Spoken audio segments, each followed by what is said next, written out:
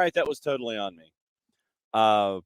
Apologies for the tardiness, because when you're programming a show, and you program a show and everything's cool, you actually have to hit a button here with the technology to make sure that you go live. And that was the one thing I forgot to do. I'm sitting there playing everything else in the cue speaker. Everything's going. Everything's cool. Everything's great.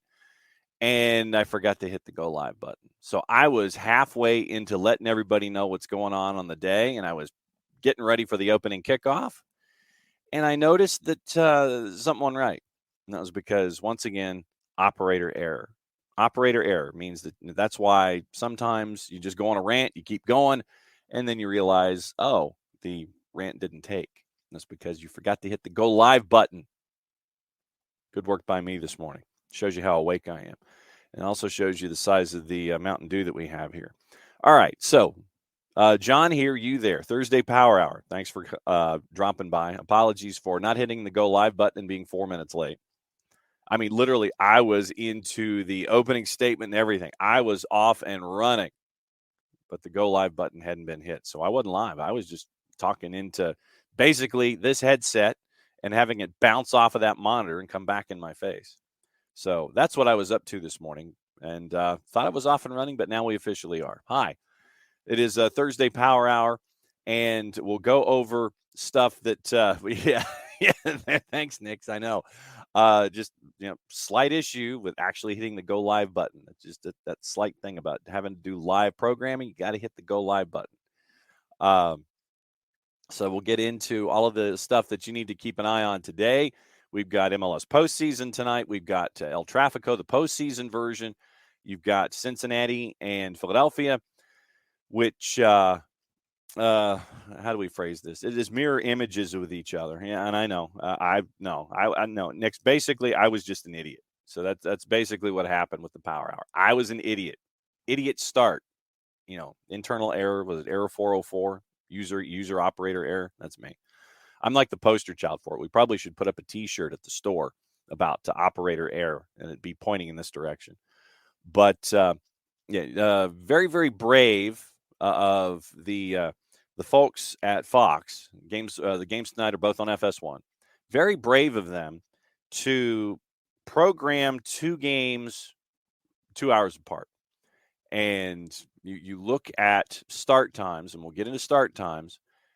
Normal start time at Subaru Park in Chester for Philadelphia and Cincinnati, 8:08.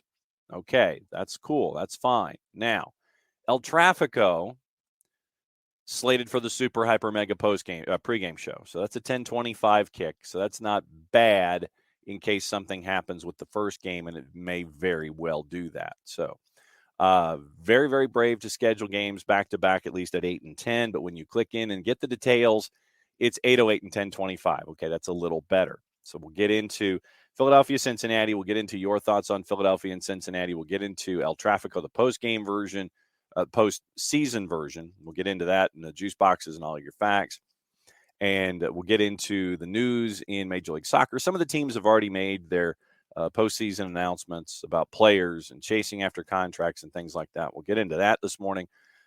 We will get into activity that's going on overseas. We've had, if you listen to Prem and Proper on the network, it's been weekend, midweek, weekend, and we're almost through with the midweek. We'll get into those results yesterday and get you prepped for everything that's going on today when it comes to the sport and what you can watch and where you need to watch it. 808 money maker. Yeah, exactly. So we'll get into stuff. And just to let you know, the rest of the day on the network could be pretty busy.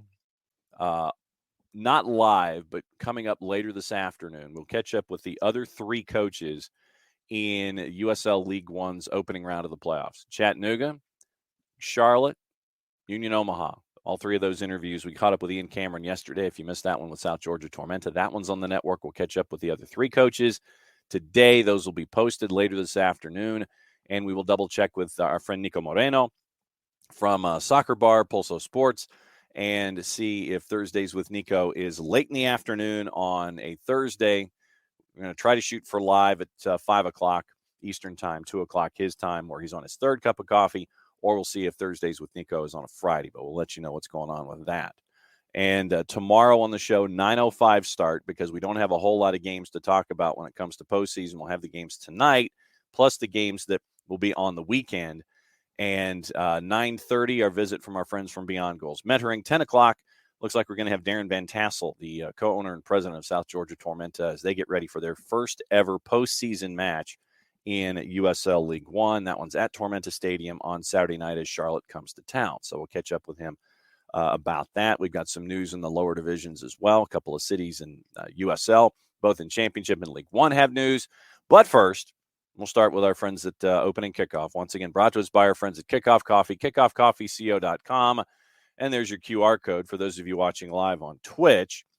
You look at it right there, and let me see if I can remember. So if I lean to my right and point to my left, there we go. There's your QR code. I actually got it right this time. So that's your QR code. I'm going to disappear behind it while I read the promo. Kickoffcoffeeco.com. You can follow along on Twitter, on Facebook, and on Instagram. And our friends at Kickoff Coffee, if you use the code SoccerDownHere15, and thanks to everyone who has so far, when you have partaken in Kickoff Coffee, once again, you can get 15% off of your purchase, but they in turn take 10% and reinvest it into the youth game. Very, very cool stuff from our friends at Kickoff Coffee. Use the QR code right there, kickoffcoffeeco.com. Removing the QR code, let's get into Opening Kickoff. And honestly, it really could be just a couple of words. Cristiano Ronaldo, bruh. I saw this yesterday. I was running around trying to prepare for Clayton State soccer, by the way, and it was a split. For those of you that weren't watching on PBC Sports Network in the Peach Belt yesterday, filling in for Jessica Charman. The men won 6-2 over USC Aiken, and you had a hat trick by Langston Blackstock. He now continues to lead the Peach Belt in goals. He now has 12. He scored 10, 11, and 12 yesterday. 6-2 win over USC Aiken. And the women had a goalless draw at the half, but ended up eventually losing 2-0 to Anderson in senior night. So it was really cool to fill in for Jessica Charman to come out of the bullpen, call those two games in high 40s weather from a crow's nest on the campus of Clayton State University. So, yeah, Sam, you're right. And that's where I was kind of getting. Okay, so here's the deal. Match yesterday, Cristiano Ronaldo, Manchester United beats Spurs 2-0. Ronaldo leaves before full time, goes down the tunnel, unused substitute. Watched from the stands, obviously, as they overcame Spurs to get within a point of the top four. But the image that is stuck with a lot of folks is Cristiano Ronaldo wearing the orange practice vest and the warm-up shirt heading down the tunnel. I was not a fan of him being there, going back to the moment when he stepped over a teammate to get water. That, to me, was disrespectful to both his teammate and his team. And take that in whichever order you wish. Now we're getting to the point to where he's just going off in a huff. Yeah, I know you want to play. I get it. But do you fit into Erik ten Hag's system and its demands on a game-by-game basis? Against Spurs, the answer was no. You were an unused substitute. So he walks down the touchline. He's out the door. Fred and Bruno Fernandes scored, and now they're within a point of the top four. And Ten Hag doesn't want to use him off the bench. So Ten Hag tells Amazon Prime asked whether Ronaldo had spoke to him before walking down the tunnel before the completion of the match. Ten Hag tells Amazon Prime he was there. I've seen him, but I didn't speak with him. In his post-match presser, Erik ten Hag said, I don't pay attention to that. I will deal with that tomorrow, meaning today. I want to keep the focus on the team. It was magnificent from all 11 players. I have to correct myself. It was also a performance from the substitutes who came on. Once again, it was a squad performance. I think what we've seen is 11 players who defend and 11 who attack. I was pleased. Read into that what you want. So Sky's Jack Wilkinson, after the match, he was asked about it. And, you have Cristiano Ronaldo walking down the touchline, but rightfully so. Everyone was focused on the big win over Spurs. And I'm done. I've been done for quite some time. And Ronaldo has been on the bench against Liverpool, Arsenal, Spurs, Manchester United. Surprisingly enough, has won all of those matches. And they are already, it is life without Ronaldo. And it has been proven that they can live without him. It is disrespectful to the team, the manager, and the fans. Danny Mills told Soccer Special, disrespectful to the team, manager, and the fans. They're winning 2-0. What complaint can he have? If they were losing 2-0, it wouldn't be right, but I would sort of understand it. He clearly thinks he's bigger than the football club. It's a selfish act after not being involved. He knows full well that everybody's going to see him walk all the way down the touchline at Old Trafford. It's not like he can sneak out. Feel sorry for United and Ten Hag because it's all going to be about Ronaldo instead of an outstanding performance against the top side. True. And as we that is weird that the phone app won't let you chat. Yeah, they did. I'm trying to let me dig up and let me see what Manchester United paid for Cristiano Ronaldo really quickly. Because I want to say it was a pretty decent amount of change. Let me see here. Let me see what the cost was to bring in Cristiano Ronaldo. He earns, okay, so he took a £6 million pay cut to join Manchester United after Juventus, after leaving Juve. So his salary is closer to about £400,000 a week. The deal that took Ronaldo back was an initial £13 million, €15 million, €18 million of add-ons up to 7, 8, or 9, depending on which currency you're talking about here. So, 20 million with add-ons, £20 million with add-ons, €23 million, £27 million. $27 million. So that's what you're looking at. And his salary, roughly £400,000 a week. And yeah, I mean, Nix, I'm right there with you. I think that, frankly, he's got to go. And honestly, I would have him, kind of like what we do in hockey. He is the healthy scratch. I wouldn't even have him there anymore. I'm done. We've seen that what Manchester United and Eric Ten Hag have been able to do is build without him. They are better without him. And this moment of selfishness is not the first, like I said. I go back to that moment where he steps over a teammate who's down getting treatment from a physio. The water bucket is out, and so he hops over. He just literally steps over a teammate, grabs the water bottle, puts the water bottle back. You're stepping over a teammate. First off, that's disrespectful. Now you have a moment like this where you don't feel like you want to share in the reindeer games after a big win over a competitive side in Spurs. You win 2-0. Yeah, I know, Rack. You'd want to sit there. You can't just sit and cheer the team and doing well and enjoy his check. Apparently not. So you're looking at this kind of stuff. And Sam, I'm right there with you. Team's doing better without him in the 11. I think he sees that his plan is backfiring on him, and now he's just trying to make a scene because Ronaldo wants to make it all about Ronaldo. Nix. Suspended and fined for that. Money's all he cares about anyway. Well, he wants to play because he feels he can still be productive at the age of 37. And there were, that too, Sam. I think you're square on there as well. Tantrum behavior and Williamson, Sam Williamson. I also think he's mad not getting time playing to get ready for the World Cup. I think you're square. I think you're right on. He wants to be ready for Portugal. He wants to be in his best shape possible. I get it. But it is being proven, it is being shown out, it is being displayed that that Manchester United is better without him. Better without him. 3 words. And so, of course, you have these kinds of tantrums, much like Nix is what you're saying. It is definitely tantrum behavior, and that's what you're getting out of Cristiano Ronaldo. I want to say that there was interest from clubs in Saudi Arabia. It was mentioned about a week ago. And, frankly, the second that those windows open up for transfers and such, I don't know if Saudi Arabia or UAE is different, but when the January window opens up, he's out the door. He's a healthy scratch until further notice, or until there's a situation where I think if I'm Erik ten Hag, I can use him effectively. Maybe he is your FA Cup striker. Maybe that's what happens. For club competitions, for cup competitions, Cristiano Ronaldo gets his reps. There you go. See, now that's what absolutely. Yeah, and Sam, absolutely. Yeah, Bruno's a whole different player without CR7 on the field. You can see that in yesterday's match. Yeah, absolutely he is. Because he doesn't have to share as much, and he doesn't defer to Cristiano Ronaldo, because that's what you're hunting for.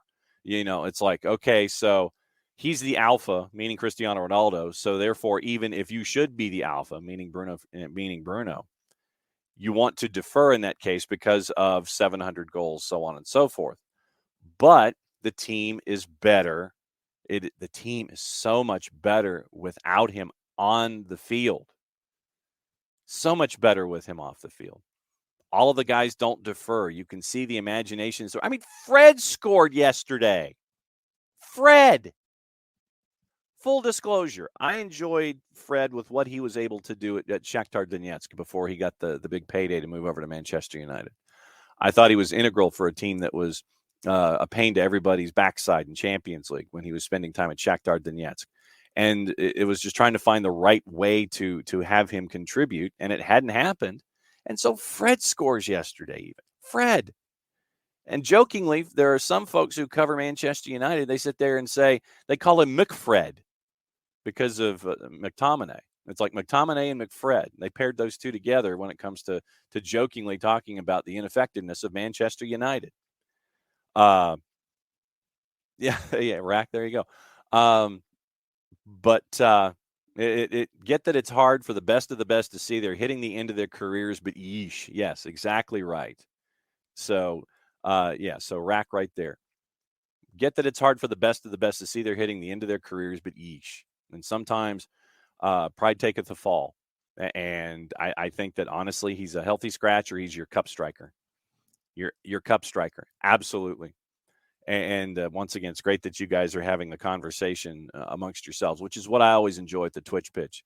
By the way, yesterday, before we wrap up this morning's version of the opening kickoff, yesterday was a blast. And that's what, in a perfect world, what we're looking for here. That's what we would love for that Wall Pass Wednesday. Frankly, that's what we would love every day to be. Just conversations that go completely off the rails, having fun, doing all those kinds of things. That was great yesterday with me and with Jarrett and with y'all and with Dylan. That's Wall Pass Wednesday in a nutshell. That was fantastic yesterday, what we were able to have fun doing yesterday. So once again, don't ever be afraid, just because it's not a Wednesday, to say what's on your mind. That's what the Twitch pitch is for. That's what the Discord is for. I would have to remember how to log into the Discord to be a part of that conversation. But there you go. Cristiano Ronaldo walking off. And maybe it's FA Cup striker Cristiano Ronaldo going forward for Erik ten Hag, and instead of stomping off and sitting there and having things going off in a huff if you're Cristiano Ronaldo. So that's your opening kickoff, brought to us by our friends at Kickoff Coffee, kickoffcoffeeco.com. There's your QR code for those of you who are watching live on Twitch.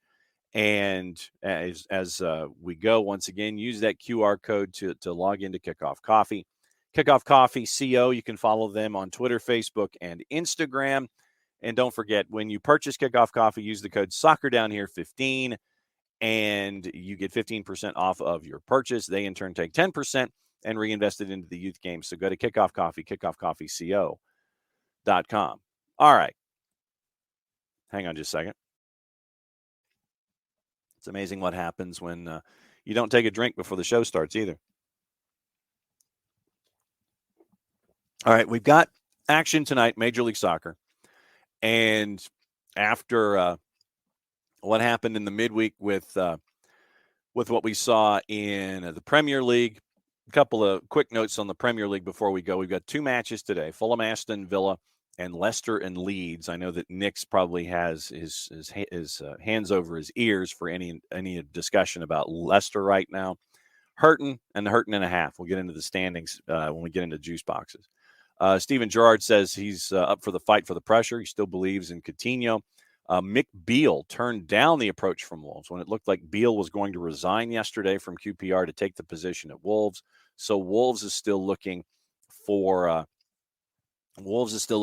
manager, and so we'll see who ends up being the new manager at Wolves. Other stuff on the board. I want to get into Eric Dyer a little later on. And obviously, we've got Transfer Center and things like that. So let's get into Major League Soccer tonight. And it's the two matches, Philadelphia, Cincinnati, and El Trafico postseason. Postseason El Trafico. All right, let's get into Philadelphia, Cincinnati. We'll get into juice boxes in just a little bit. We do have our fun facts for an 808 kick at Subaru Park. So fun facts. Cincinnati recorded 3-1 home win against the Union August 6. First win over Philadelphia in Major League Soccer. The Union won 5 of the first 7, though their match in Chester on June 18th was a 1-1 draw. Cincinnati's the only Eastern Conference team the Union failed to beat this season. Keep an eye on that. Union recorded clean sheets in each of their first 3 home matches against FC Cincinnati in Major League Soccer, winning the aggregate 7-0. Went ahead in the match in Chester this season before Brandon Vasquez equalized in the 39th. For Cincinnati's first goal at Subaru Park after 308 minutes of play without scoring. Union completed one of the most dominant home seasons in MLS history. Yes, Rich, exactly. Collecting 41 points, 12 wins, 5 draws, no losses. Tied for 4th most in a season, scoring 49 goals, equaling the Cruz MLS record set in 98, finishing with a goal difference of plus 40, breaking the previous record by 10. Union entered the playoffs on a 9-match home winning streak, tied for the longest in a single season in club history, though the previous mark leading into 2020 ended with a loss to the Revs in the first round. FC Cincinnati came from behind in their postseason win over Red Bulls 2-1, 7th expansion team to advance in their first playoff round. Only 2 expansion teams to advance in their first 2 were the Fire in 98 when they won MLS Cup in Nashville, who won the play-in the first round in 2020. Daniel Gazdag set the Union single-season record for goals and goal contributions, 22 and 32, 15 goals in the last 15 games of the season, though one of the 4 matches he failed to score in was the one against Cincinnati August 6. Gazdag, Michael Ura with 14, Julian Carranza with 13, combined for 49 goals this year. Only 3 sets of 3 teammates have combined for more in a single season. And Luciano Acosta and Brandon Vasquez scored Cincy's goals against Red Bulls. Either Acosta, Vasquez, or Brenner has scored Cincinnati's last 14 MLS goals dating back to September 10, while one of the 22 goals, excluding on Cincinnati, has scored since August 27, has not been either scored or assisted by both or by any of the 3. All right, Rich Ransom, you're in panic time. Give me your keys to the match, because this is like staring in a mirror. You are staring in a mirror for 90 minutes, and it's like literally it is like that gif of 2 versions of Superman pointing at each other. That's what you're looking at right here with Philly and FC Cincinnati. Give me your keys to victory. And, I mean, it's got to be more than just scoring more goals than the other guy. We're not going to do this like TV color commentator guy who sits there, well, you got to score more goals than the other guy. Give me your keys to success in this match against yourself. That's what I want to hear from you, Rich Ransom. I know that you're in panic time, but if you are to persevere, I want to know what you think you have to do to make sure that you come out the other side victorious and you make it to an Eastern Conference final to take on either Montreal or NYCFC next weekend. So let me know what you think, Rich. Let me get into the juice boxes of this one, and we'll go all the way down and just do it this way. Philadelphia in the composite, courtesy of our friends at Odds Portals, a minus 111. Your 90-minute draw is a plus 270. I would lean there. FC Cincinnati's a plus 283. So that's what you're looking at. The other match, postseason El Trafico, LAFC is a minus 135, and your 90-minute draw and the LA Galaxy are a plus 313. So fun facts for that one. Not really a mere difference is stopping the front 3 of Cincinnati scores. They just run around with their heads cut off. That's true. Cut your supply lines. So cut the supply lines up top. Fun facts for postseason El Trafico. LAFC, LA Galaxy each defeated each other at home this season in league play. LAFC winning 3-2 at the Bank on July 8th after Galaxy won 2-1 at Dignity Health Sports Park April 9. Only one road win in the 15 non-neutral site games between the rivals in all competitions. 2-0 Galaxy at Bank of California in August of 2020. Second postseason edition of El Tráfico, with the first going to LAFC 5-3 in the Western Conference semis in 2019. 8 goals scored in that game equaled the most scored in a postseason match in MLS history. Crew 5-3 over Metro Stars, leg one of the 90-80 semis. Only 3 LAFC players that appeared in that match are still in the club, Segura, Blessing, and Vela, while none of the 14 players that appeared for the Galaxy on that day are still at the club.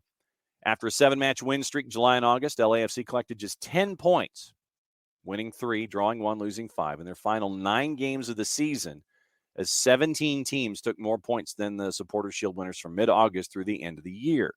That run ended with a 1-0 defeat to Nashville, final day of the season, ending a 9-match home win streak and a 41-game home scoring streak, second longest run of regular season home games with a goal in MLS history. DC had 64 from 96 to 99.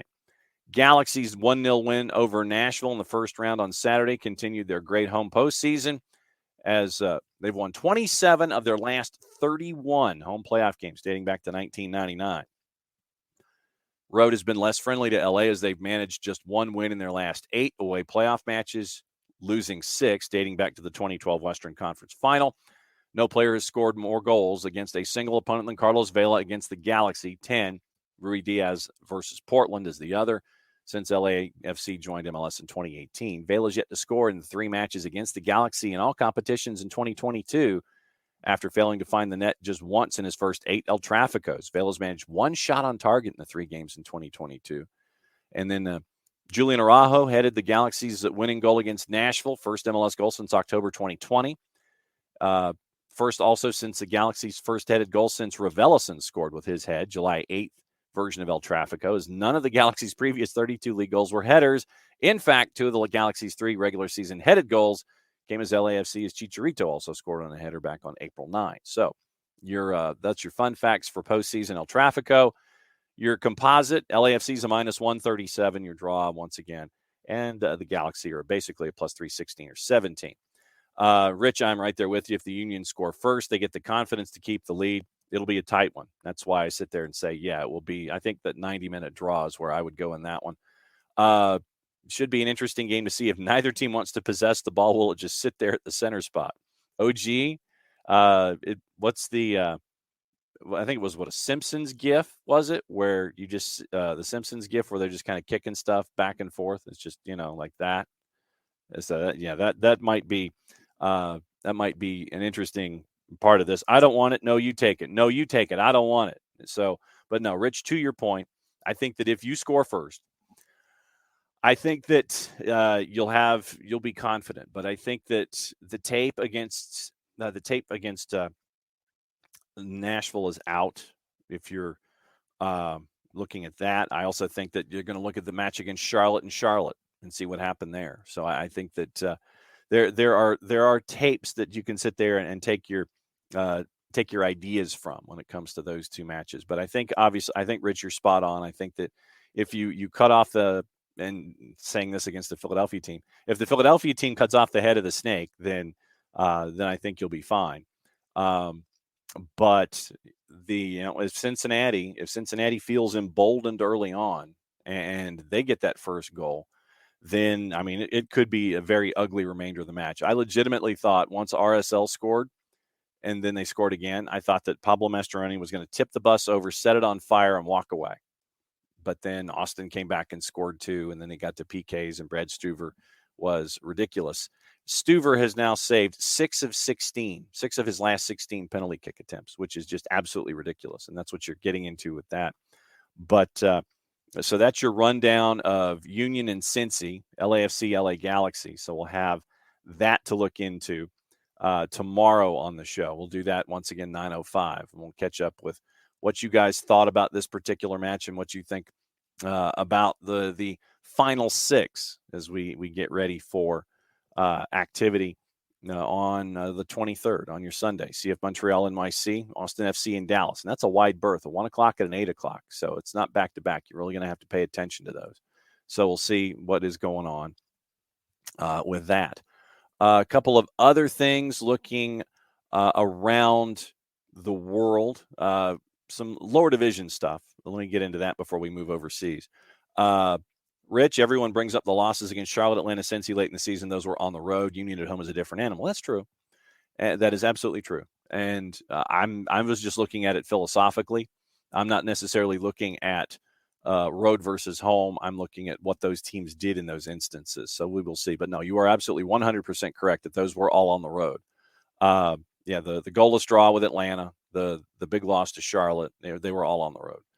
But yeah, I just want to see if the film is out on these and you're taking things from what you saw, not necessarily the end result, but just anything philosophically to see if there's anything that is a parallel from those losses that is applied by Cincinnati in this match. Are you the favorite? Absolutely. But can Cincinnati jump on you early and get confidence and feel emboldened in this match? That's the big key for me. El Trafico, I think, really, that one, take the over. I think it's going to be just absolutely ridiculously nuts.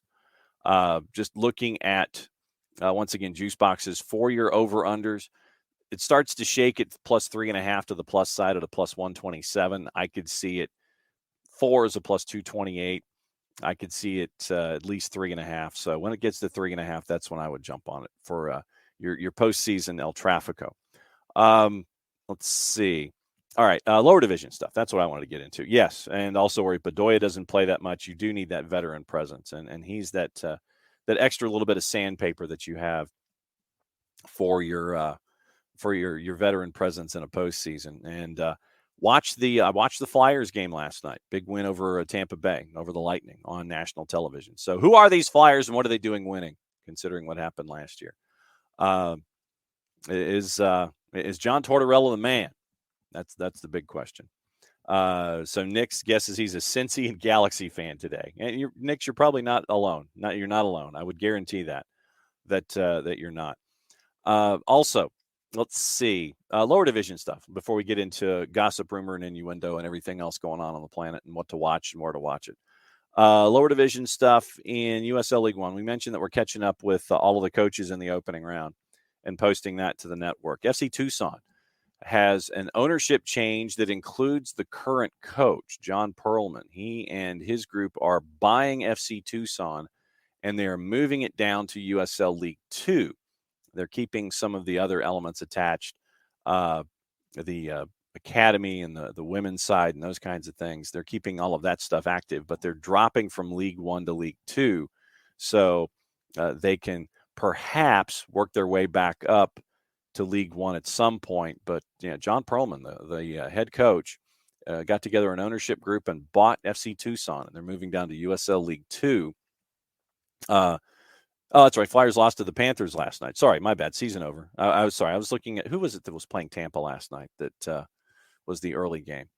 This is what happens when you're watching stuff early in the seasons. But yeah, Florida. That's right. Bobrovsky was in net for the Panthers. That's right. Yeah, season's over.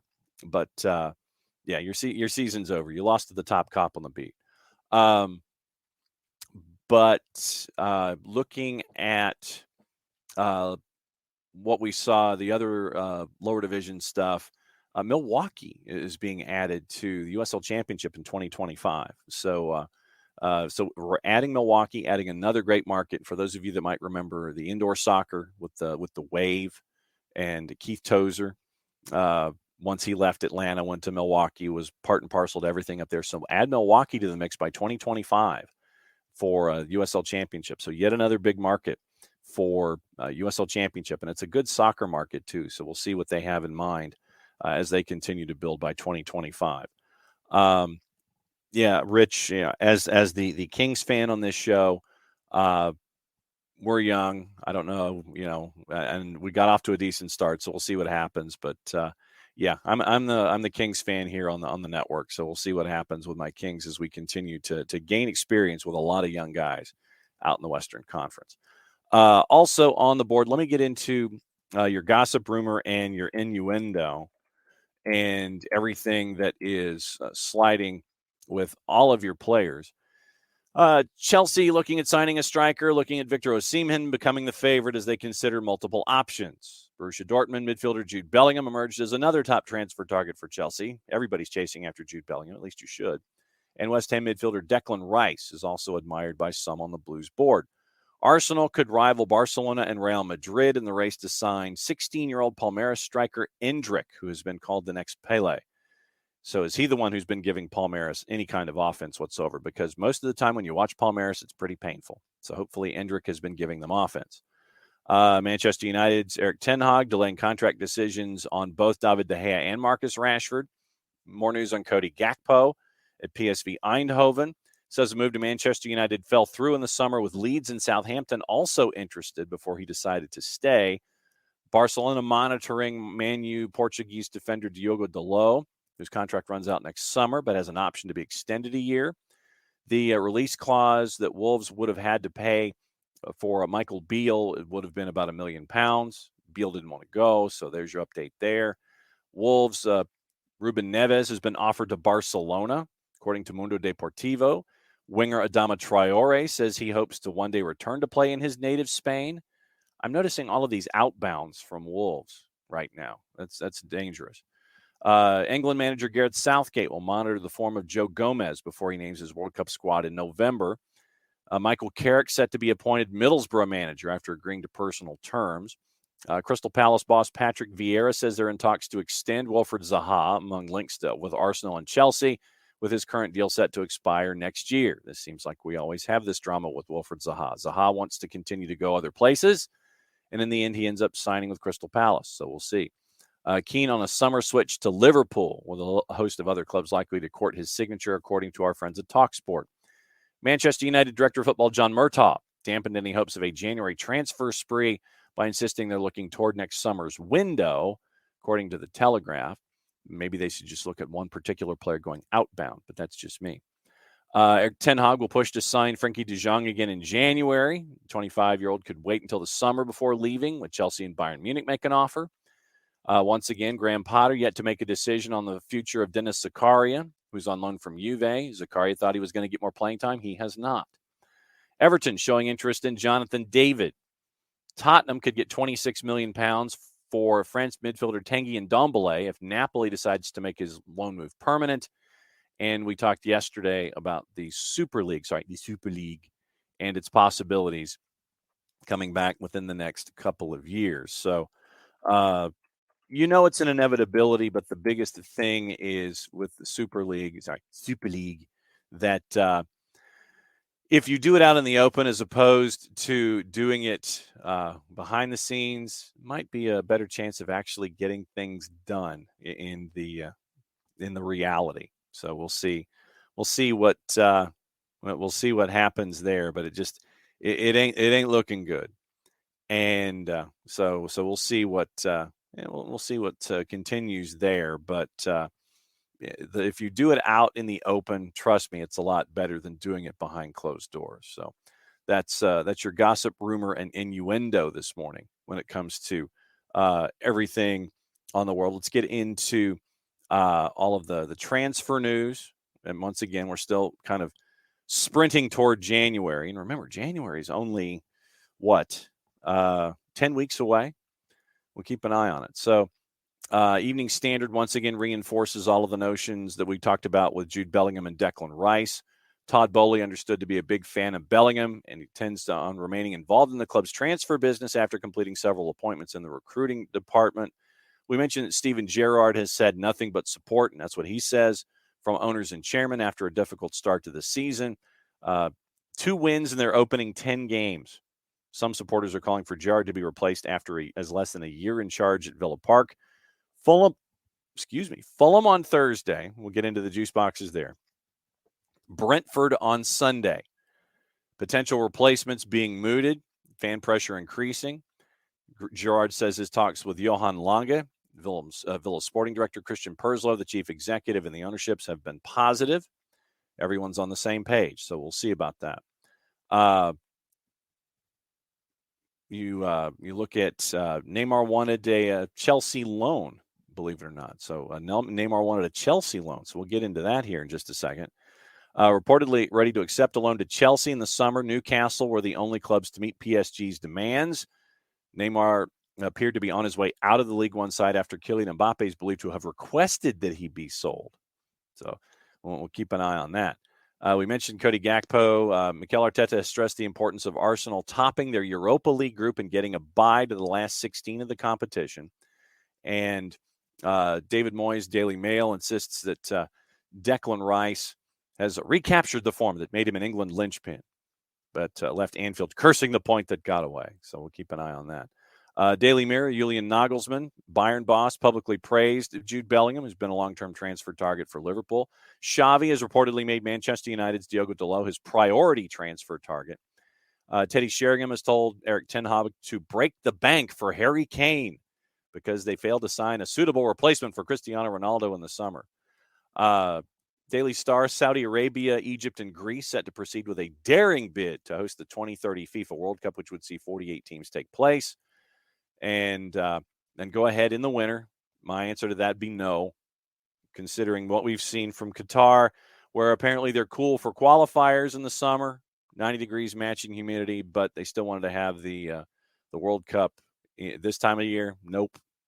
Done it once. It's been done. Not interested. Going back to that in 2030. That's just me. Let's see. Gareth Southgate will submit England's provisional World Cup squad this week, with Crystal Palace's Eberici Eze expected to be included. And Eric Ten Hag's first summer as United manager saw the club splash out £227 million on 6 new signings, their biggest closed season outlay as the Dutchman began his overhaul. And also on the board was the Tanguy and Ndombele news from the Daily Express. Okay, so Shooter wants Cristiano Ronaldo to come to the Revs. So, Shooter, do you think, as I post this one once again on the Twitch pitch, so you think that Robert Kraft would splash the cash for Cristiano Ronaldo to come to Foxborough? Do you think he would, legitimately? Do you think that he would bring in a 37-year-old striker up top as the replacement for Adam Buxa and be there with Bo, Heel, and CR7? That's what you're hunting for. Okay. Obviously, he'd have to be your third DP unless you signed him to one of those deals like we're seeing with LAFC. So, I mean, that's if there's imagination, you just need to blackmail Ronaldo into signing. Nix, I think that got fixed. I think that court case was decided in Nevada. Let me check it. I think it was already put to bed. So let me double check. Let's see, June, August. Let's see. The civil lawsuit was dismissed. The civil lawsuit was dismissed in June. And in maybe that's what I was thinking of. Let's see. The Vegas police report first made the 09 complaint, almost became public by mistake. Decided to at least temporarily follow a federal court order shielding from public view the results of the police investigation. Court is ordering that the temporary seal remain. Criminal investigation. Okay, so the criminal investigation was dropped because she neither identified her alleged attacker by name nor said where the incident took place, according to police and prosecutors. And then the civil case was dropped in June. So civil case was dropped in June, so that might be your window right there. So I think, the civil lawsuit was dismissed and the criminal complaint did not go any further. So it's I think, Shooter, I just need to blackmail him into signing. Picture, yeah, okay, Shooter. But I think everything is okay for an entry into this country and to play in Major League Soccer. That's a good question. Shooter, can you answer from the Soccer for Good OG about this?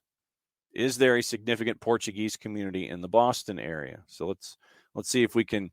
Okay, so there you go. That's your answer. So bringing in CR7 could help things out. But of course, it's that hour commute out to Foxborough. That's always the fun part about all of this. In between Providence and Boston is Foxborough, and it will always be that way. So I've always thought that if he was coming someplace, it might be Miami, to go and hang out with David Beckham. You see, and this is where I need Nick Alifi to do his David Beckham impression. I would think that both Messi and Ronaldo would be leaning toward Inter Miami as a part of all of that. So, yeah, and Shooter, I went to last time I was at Foxborough. To tell you how long ago it was for the WUSA Championship, where the Atlanta Beat were involved, and raced up to Foxborough. I think I flew into Logan. I didn't fly into Providence, even though I probably should have. Flew into Logan, covered the WUSA Championship game involving the Atlanta Beat, and so that's the last time I was up there. And apparently, not much has changed since then. So that's how long ago it was for me, anyway. But I've done stuff in Boston. Actually, went to Beanpot. By the way, Beanpot, if you've never been, that should be a bucket list item for all of you. And what the Beanpot tournament is the four main schools in the Boston area: BC, BU, Harvard, and Northeastern. They play games against each other at Boston Garden. And it is some of the best smack talk you will ever find in any sport. And I'm totally serious. Any of the best smack talk, especially when BC plays BU, it is some of the best smack talk you will ever hear. I went as a neutral with the boss, and it just so happened to be during the weekend of the Atlanta Falcons playing the Patriots in the Roman numeral Classic. So I got to see things when they were playing in that last game of the year from the New England perspective the entire time. I was in Boston watching the Atlanta Falcons play in the Roman numeral Classic against the New England Patriots, and went to Beanpot. And yeah. Yeah, never went to the Beanpot. You hate all four of those schools. But no, it's just like I said, I went as a neutral just because I'd heard about it, and the student sections running all of their smack from BC and BU in opposite corners, everything from public school to private school, talking about betting and game fixing and Chipotle incidents, all of these kinds of things. I mean, that was back and forth the entire game, and it was tremendous. I used to go to Macworld every summer, the OG says. But no, it was definitely fun to go to see Beanpot for the experience that it was. And so if you're a hockey person and can find tickets to get in to go see Beanpot, highly recommended.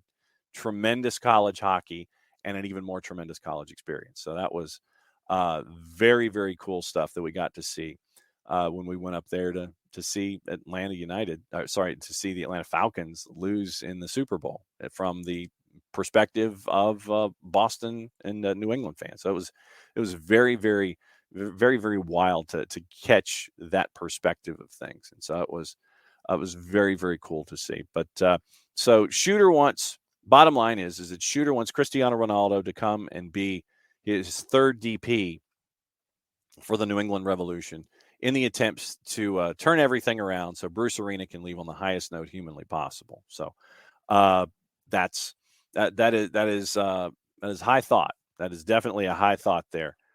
That's definitely a high thought, Shooter. All right, so stuff to watch today.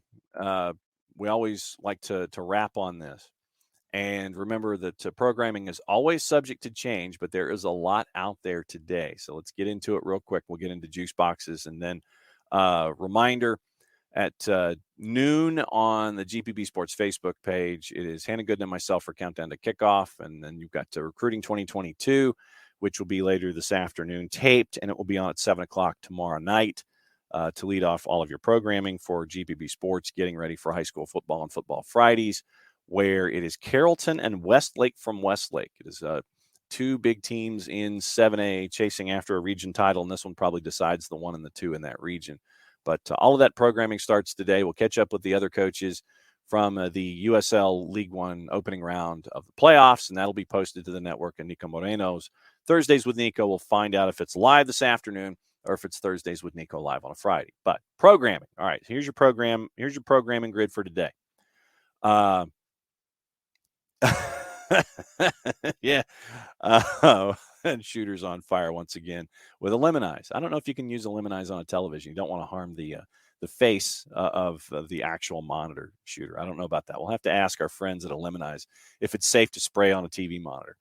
ACC women's doubleheader 6 and 8 on ACC Network. B1G has women's soccer as well at 7. Remember, FS1 has and Fox Deportes have your conference semifinals in Major League Soccer. College women at 7 o'clock on SEC Network. Premier League on USA at 2:30. Fulham and Aston Villa. Deportes, ESPN Deportes has a doubleheader from La Liga. Almeria Girona at 1. Barca Villarreal at 3. 2 to NA has Europa League at 12:30. We'll go through the juice boxes and all those matchups in a bit. The Liguilla semifinals, Pachuca Monterrey, that's at 9. Toluca has created a big hole for the team that they're going up against in the semis with a 2-1 win.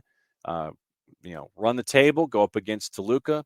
You lose at Estadio Nemesio Diaz, and then you've got an uphill climb for the second leg. Universo has Fulham and Aston Villa on the simulcast at 2:30. ACC Extra, 5 women's college matches starting at 6 and 7. B1G Plus has 6 college women's matches starting at 7 o'clock as well. ESPN Plus, 3 matches from La Liga.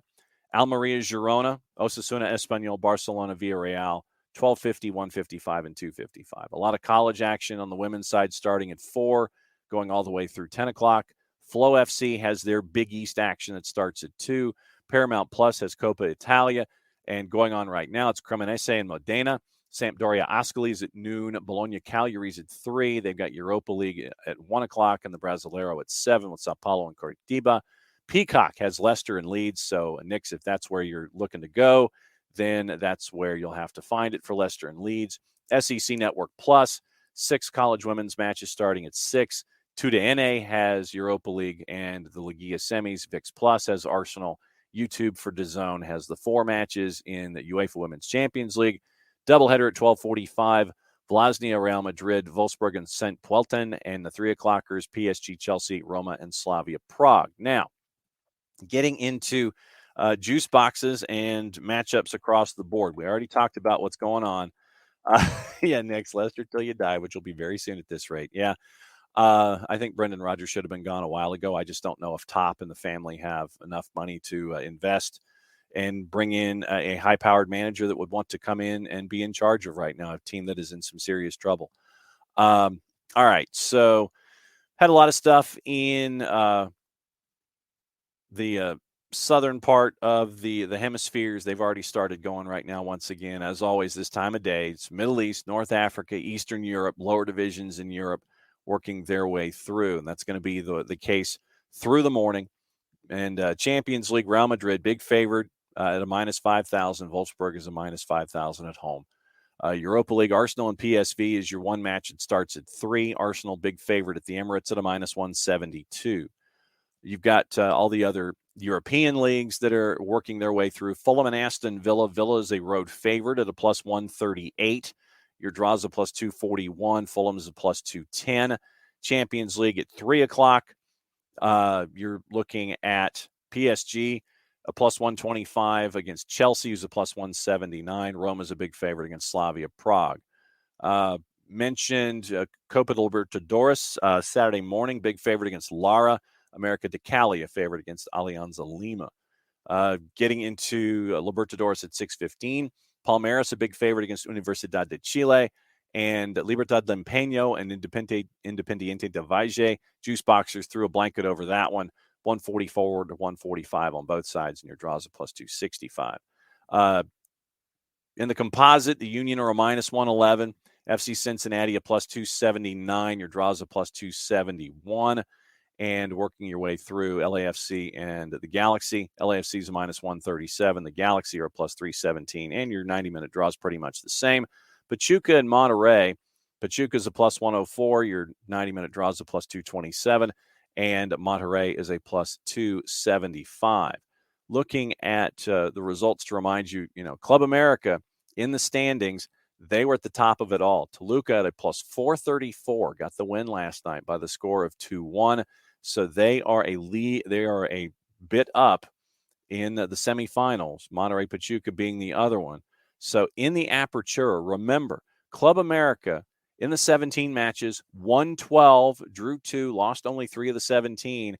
They were on top. They were the number 1 seed going up against Toluca, the 6. Toluca's got the leg up right now, leading 2-1 before the stuff on the weekend where Club America has to come back from that 1-goal deficit to try to advance to the final in the Apertura. So we'll keep an eye on that one and see where it goes. Trying to see if there's anything else on the board this morning before we go. Oh, I wanted to get into the Eric Dyer thing. That's what I wanted to get into before we go. Eric Dyer said some interesting things.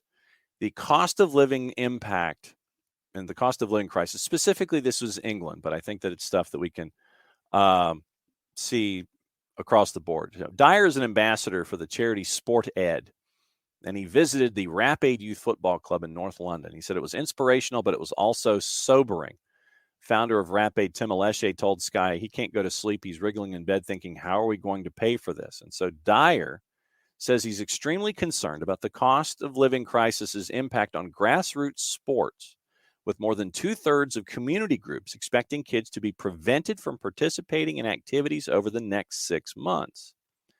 And I know that this is something that's close to Soccer for Good OG's heart and everybody that's tied to soccer in the streets. And that's why I wanted to bring this to the table this morning to finish. Charity Sported, the UK's largest network of community groups, released the findings of a survey answered by over 500 organizations providing sports services for kids, with 94% admitting to having fears about the effects of the crisis on their young children. The rising price of venue hire and energy has already seen 72% of community sports groups forced into changes to offset their increasing bills by reducing membership fees, offering fewer sessions, or reducing the number of children they offer services to. It's extremely concerning, Dyer said. It's going to have a huge impact on all these boys here and all the clubs that Sported support. It's a huge problem for clubs. It's becoming more and more difficult for the clubs to run and for the kids to come and take part in them. Here are the key findings from the survey. 94% of community sports groups admitted to fears. Over 2/3 of the groups expect the crisis will force kids out of participating in activities over the next 6 months, even when those activities are free. Tens of thousands of young people missing out on sport and physical activity opportunities. 72% of the community sports groups have already been forced into changes to offset the impact of cost of living increases. Almost 1 in 5 groups fear they'll need to halt activities altogether. Half of the groups, almost half, 43%, concerned about young people and families being unable to afford activities. 75% of the groups expect their costs to go up by 50% on average. And the other quote from Dyer, young people desperately need community sports groups like Rap Aid. Very concerned at what the next few months will bring and the lasting impacts this crisis will leave. And I would urge people to do what they can to help keep the doors of these groups open. And looking at this, people can't heat their homes and buy food in England right now at this point. It's one of many problems everywhere, really. And shooters like, my oil bill is wild. Just seeing stuff like this, I know that things are really difficult right now, especially in England. But what I wanted to do is just bring it to the fore to remind us about the impacts that we can make. And I'm sure that there are times where we sit there and it's like, okay, what kind of an impact can I make on something? You'd be surprised.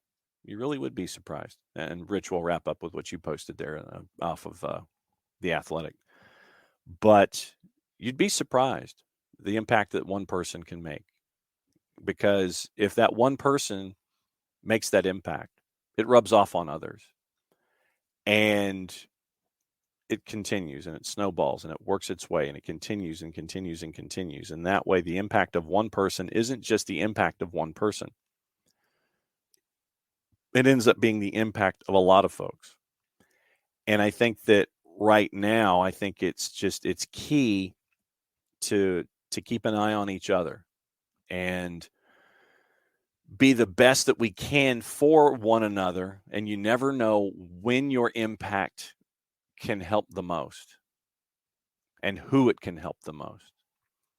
Just what I would posit to almost end the show this morning is to just sit here and go, okay, be here for each other, look out for each other, invest in each other. And it doesn't have to be financial. It can be time, because you never know when that person that you're being outwardly, you're advancing outwardly toward, could use it the most.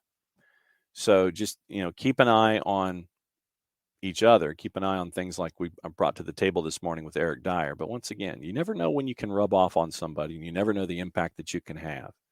So just keep an eye on everybody around you. Be there for them, because you never know, A, when they need the help, because a lot of folks may not volunteer when they need help.